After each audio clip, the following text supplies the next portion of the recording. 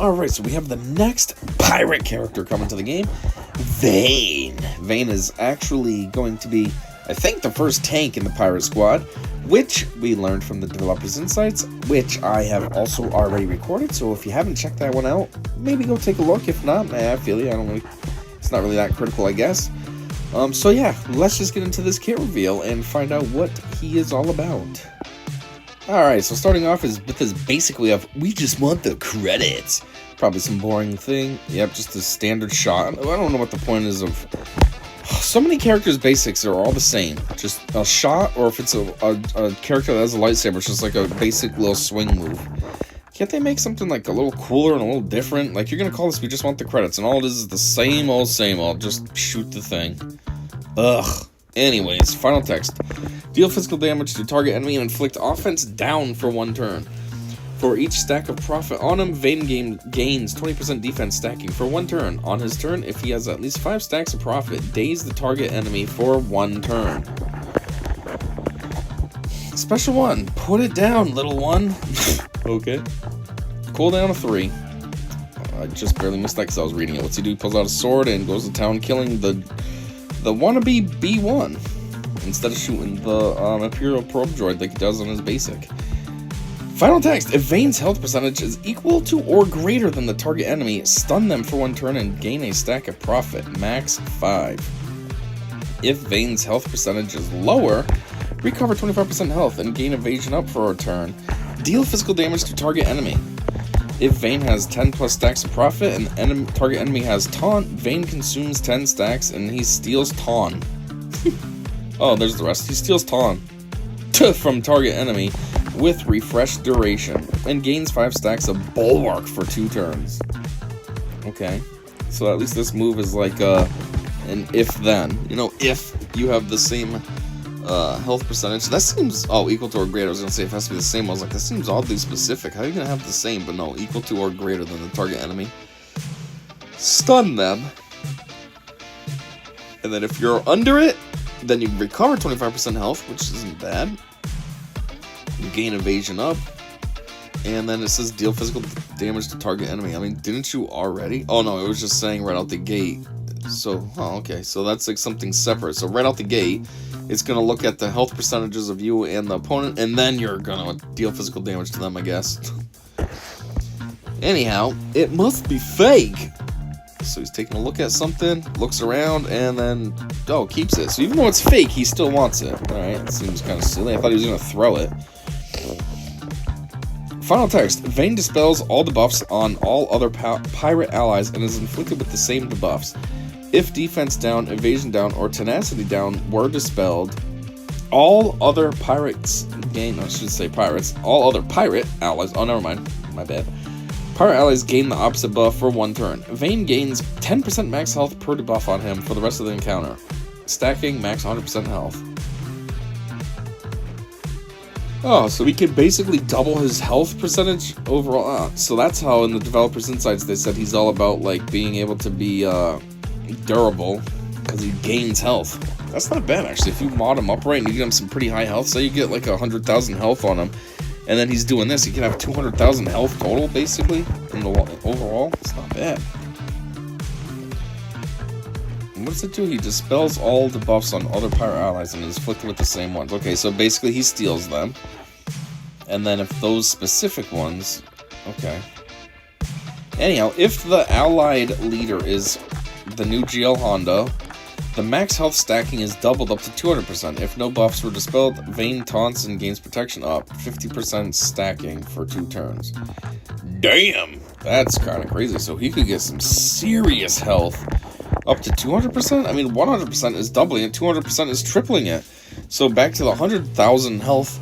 That means he could get up to 300,000 health and 50% protection up. Now, granted, protection up is kind of one of those temporary things, but still, that's giving him a lot of bonus health as well, if you will. You know, his health plus the protection. That's a lot. Unique. Myth of the Outer Rim. So this is Zated and Omicron. Final text. Whenever another pirate ally gains a stack of profit, Vane taunts for 1 turn. At the start of battle, if all allies are pirates, Vane gains 50% max health and max protection. Jeez! So So he's gaining more health right out the gate here too. Wow, okay, so I see how he can be extremely durable with all this health gaining. Damn. That's a lot. Whenever another pirate ally takes damage while he is taunting, Vane equalizes his health and protection with the weakest ally at the end of the turn and gains 2 stacks of bulwark for 1 turn. And if the allied leader is GLKHO, he gains 3 stacks of bulwark instead. He equalizes his health and protection with the weakest ally. So that means they get a big boost, right? Like if somebody was almost dead and he had like full health, they would basically get full health. Jeez, that's pretty cool. Yeah, if another ally takes damage while he is taunting. Wow. So I would imagine that's how that works, right? It's not like he reduces his health to their level. No, because that would be stupid. You'd have 2 characters almost dead on your team. Like, that wouldn't be good. So yeah, he must heal them up. That's pretty solid. Especially, like I said, if there's a big difference. I mean, if they're close, say Vane has 50% health and the other ally's at 25. Well, okay, that's not too much of a boost. But if the other ally's down to 10% health and Vane's full health, that's a full restore basically. Anyhow, whenever another pirate ally scores a critical hit while Vane is taunting, he recovers 10% health and protection. Only while he's taunting though. So that's cool, but it's application specific. If they score a crit and he's not taunting, then it does nothing. If Vane has less than 50% health, he recovers 25% health and protection instead. Okay, so that's good too. Again, application specific, but still. Vane has plus 20% critical avoidance per debuff on him, which he really can stack debuffs because he can steal debuffs from the allies, like we just learned. So he could end up with a ton of debuffs on him. However, oh, never mind. That was if a pirate ally scores a crit. I was gonna say, I thought that the last buff that I just read was if he got a crit scored against him. I was gonna say, you wouldn't want crit avoidance, you want those crits, but never mind. That's if an ally does it, so yeah, that's fine. Personally, I don't care about crit avoidance. I never use crit avoidance on my mods. Every time I see one of those in my collection, I sell it right away. But I guess that's cool to have crit avoidance. I mean, that's good too. Crits obviously are on average 50% more damage done to you, so now you can at least avoid that. Whenever Vane has a debuff dispelled on him, he gains protection up 10% stacking for the rest of the encounter. If GLKHO or Maz is the ally in the leader slot, the cap for profit is removed for Vane. Oh, so now it's just unlimited. At the start of the encounter, if the allied leader is GLKHO, Vane takes reduced damage from percent health damage effects. That's weird. That's a GL thing usually. Huh.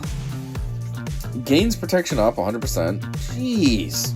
And taunt for 2 turns, which can't be dispelled, and pirate allies gain offense up for 3 turns.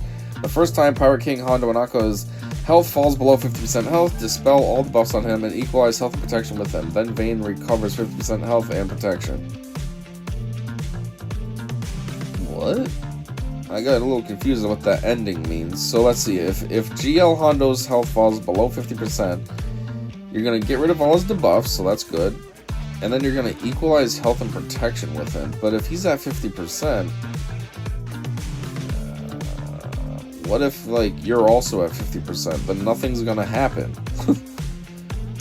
And then Vane recovers 50% health and protection. Is that 50% of his max? So if he was at 50%, now he's at full health?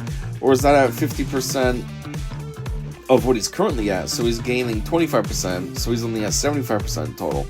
Another thing is, it seems kind of backwards to gain the health and protection after the fact. You know what I mean? He should gain the health and protection and then equalize with Hondo. That way then you're getting an actual heal. Like I said, what if you're below? What if you're at 25% health and protection and Hondo's at 50? Well, I mean, I guess then Vane would get a heal, right? Because he'd equalize to the 50, but like it does nothing for Hondo. I almost feel like this is supposed to be like some kind of boost for Hondo, no? Because this is the first time he falls below health. You're going to dispel his debuffs and then equalize. I don't know. I don't know if I'm misreading this or if this actually is confusing or what. Anyways, that was just the regular portion of it. Now the Omicron is in territory battles, which is okay. Obviously, GA is the best spot. Territory battles is not bad, though, because in a way, territory battles is actually better than GA. I know a lot of people like to see it in GA, but territory battles, you get to use the Omicron like 6 times per cycle. I mean, I guess you could also argue, yeah, well, you can use it, you know, multiple times for Grand Arena as well. But Grand Arena, I feel, it feels different because there's days, you know what I mean? You have setup phase, attack phase, setup phase, attack phase. And it's in clusters of 3. Territory battles is a straight through, every day. Boop, next phase, next phase, next phase, next phase. So, in theory, you can use your Omicron 6 days in a row. Where Grand Arena, you can use it sort of 6 days in a row, but it's every other day. So you're using it 3 times over the course of 6 days. So, I don't know. Maybe they're on the same level, but whatever. Anyways, this one, territory battles. At the start of battle, pirate allies gain 100% max health and max protection and 2 stacks of profit. Well, right out the gate, that is solid enough alone. I mean, geez, they're doubling their health and protection and gaining 2 stacks of profit. I don't think 2 stacks can do anything for any of them, but it's a start. That's like your Inquisitor starting with 2 stacks of Purge on all allies. You know, it's not going to do much, but it's a start. If the allied leader is GLKHO, Vane gains double that amount. Jeez, what? So he's going to start with gaining 200% max health and protection and 4 stacks of profit? What the hell? That seems ridiculous. So, back to my original story. If you have him at his baseline is 100,000 health, now he's going to start battle in territory battles with 300,000 health plus whatever you have on him for protection? Even if you only had 50,000 protection on him, because say you just heavily focused on health. I mean, times 3 of that, it's still 150,000 protection. So all together, he has 450,000 health points HP?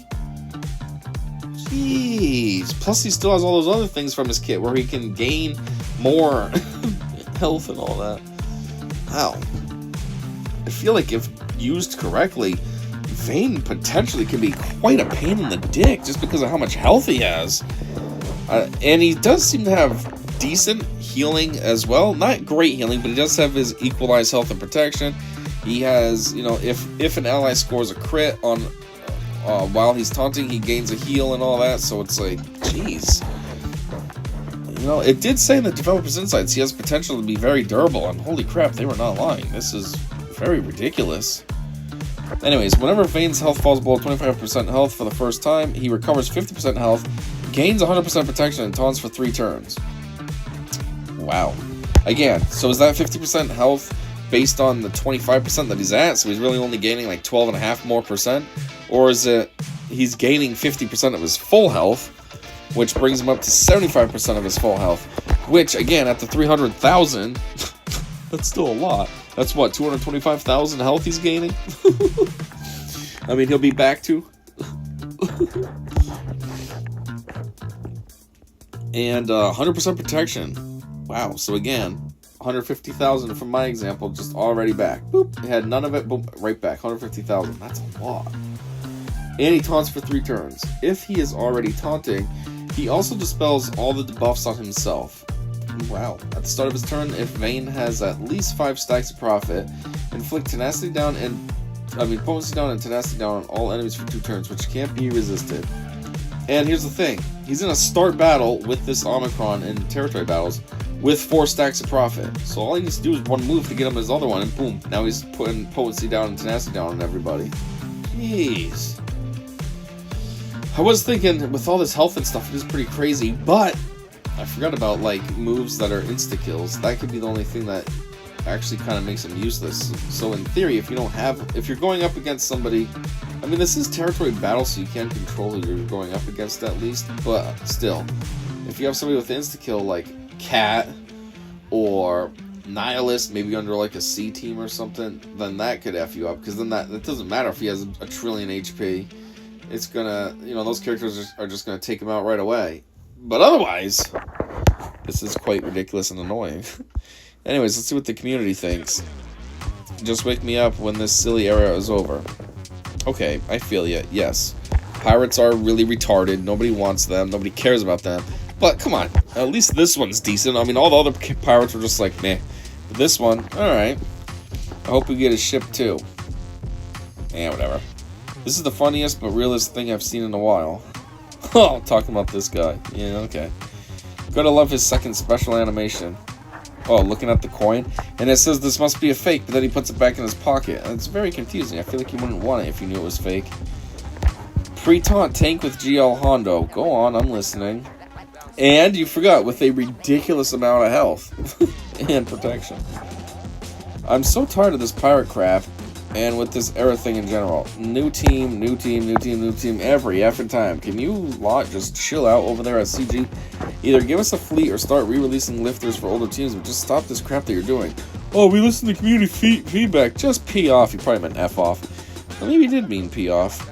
You don't. You never did because you do not care. Get a grip of yourself or just walk away from the game development forever. You know, this guy is 100 billion% accurate. This constant new team stuff, I mean, this is something they rolled out, what, like with last year's Road Ahead or whatever? And it is ridiculous. It just feels like it's too much, pushing out all these characters. It's like, now they're just reaching. They're going for pirates just so that then they can meet their quota of, what, we gotta push out new characters. And it's dumb. Nobody wants pirates. Nobody cares about pirates. And yes, he's saying lifters for older teams. I don't really care about lifters. That's an idea. Yes, we should go that way. When he says older teams too, I think we should be looking at all older teams, not just like GLs or whatever. Look at all older teams. What about the teams that used to be meta but suck now? Like a Rebel team that was led by Wedge. At one point, you know, the Wigs team, Biggs and Wedge team, was the meta. But now, like, that team's worthless. It doesn't even matter who you put with it. It's not meta. You see that and you're like, oh, this is an easy win. You see it in Grand Arena. Even if they're all Relic 9, you're like, yeah, whatever, I got this. So maybe come up with a lifter for that. Come up with a lifter for C. He needs a lifter. He sucks. You know, what other GL doesn't really have a lifter? GL shouldn't need a lifter, but at the same time, I mean, they are supposed to be super OP, so the lifter only helps. So, you know, do stuff like that. They were also regularly updating older characters with Omicrons. But then they started doing this crap, and now they don't have time to be worrying about Omicrons. So, like, all the older characters don't get updated. Go back to that. Keep giving the older characters Omicrons. Make the older characters good again. Or, not good again, but, you know, useful. Make it so then, oh, hey, Lando. I can use Lando in, you know, territory wars. Even something like that. You know, just territory wars. Because, you know, his special move does this, and it's pretty sick. Maybe this will, you know, work for me pretty well. This is a good Omicron. Or, you know what I mean? Not all these dumb new teams. And if you're gonna do new teams, do teams that are cool. Nobody cares about the pirates. And yeah, just like he says down here, oh, we listen to our community feedback. No, you don't. You don't. You never have. I mean, the perfect example of them not listening to community feedback was that one time that they put a survey out, and they put, what do you think about the new, what was it for, Conquest? Yeah, a Conquest Omicron. And people were like, yeah, that's kind of stupid, we don't want Conquest Omicrons. Like, don't do that, don't try to make Conquest Omicrons a thing. Stick with the core three like you already have, Territory Wars, Territory Battles, and GA, that's good enough. And so, what was the very next one that they released? They released the one for one of the Gungans in Galactic Challenges, and everyone was like, seriously? We didn't want it in Conquest. You think we want it in Galactic Challenges now? Like, Galactic Challenges are already a pain in the cock to begin with.